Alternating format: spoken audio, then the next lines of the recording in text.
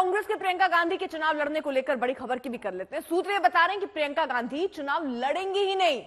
पहले उनके रायबरेली से चुनाव लड़ने की चर्चा थी, लेकिन साफ हो गया कि वो नहीं लड़ने वाली। राहुल के बारे में अभी तक सस्पेंस बना हुआ है। अमेठी से लड़ेंगे या नहीं लड़ेंगे, वायनाड से लड़ रहे हैं, पर्चा दाखिल हो चुका है और वहां मतदान भी हो चुके हैं। राहुल के अमेठी या रायबरेली से लड़ने पर आजकल में पार्टी फैसला कर सकती है, यानी गेंद जो है वो अध्यक्ष के पाले में है, यानी खड़गे साहब इसका फैसला करेंगे। अमेठी से स्मृति ईरानी कल ही पर्चा दाखिल कर चुकी हैं, एक बार फिर से ललकार चुकी हैं कि यहाँ हिम्मत ही नहीं है कि कांग्रेस का कोई उम्मीदवार उतर सके, क्योंकि यहाँ काम ही इन्होंने अपने गढ़ में नहीं किया। लेकिन दिलचस्प है कि दो कांग्रेस के गढ़ अमेठी और रायबरेली, अभी तक कांग्रेस पार्टी अपने ही गढ़ में कैंडिडेट नहीं उतार पाई है, नाम का ऐलान नहीं कर पाई। ऐसे में जब 3 तारीख, याद रखिए 3 मई को नामांकन दाखिल करने की आखिरी तारीख।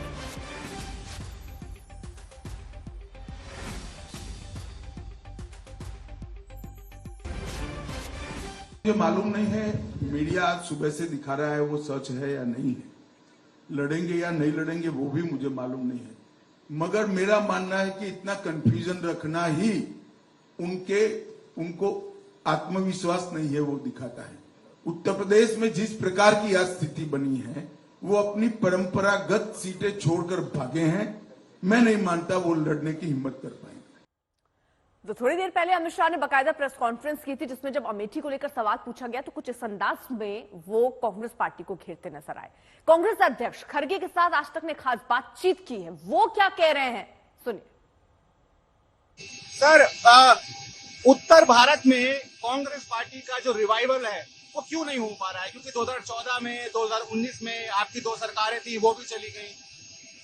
वो रिवाइव हो रहा है, लेकिन क्या है कि जब तक हम इंडिपेंडेंटली अपने केडर को बढ़ावा नहीं देते, तब तक ये गठबंधन अलायंस में हमेशा एक दूसरे से मिलना जरा मुश्किल हो जाता है।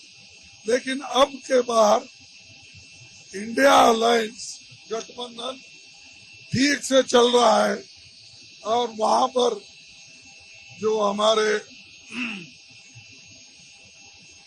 बिहार में और यूपी में और दूसरे जगह भी हम लोग गठबंधन के साथ एक दिल से लड़ रहे हैं, तो इसमें हम कामयाब होंगे। अब वो जो पहले से एक वातावरण था उत्तर प्रदेश में, अब वो धीरे धीरे बदल रहा है।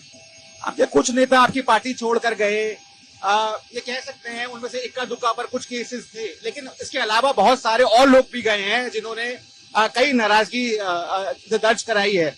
क्या मानते हैं आप, क्या कांग्रेस पार्टी कई लोगों की जो एस्पिरेशंस है उसको पूरी नहीं कर पा रही है, या फिर जो युवा है वो अपना भविष्य नहीं देख पा रहा है?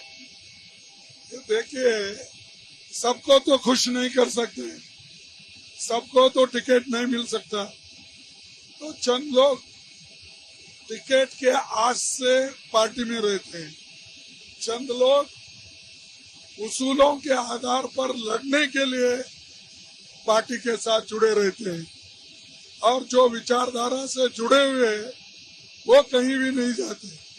जो लोग विचारों से जुड़े नहीं है, अपने फायदे के लिए जो आते हैं या अपने टिकटों के लिए जो आते हैं या पॉलिटिकल पावर हासिल करने के लिए आते हैं, वो चले जाते हैं।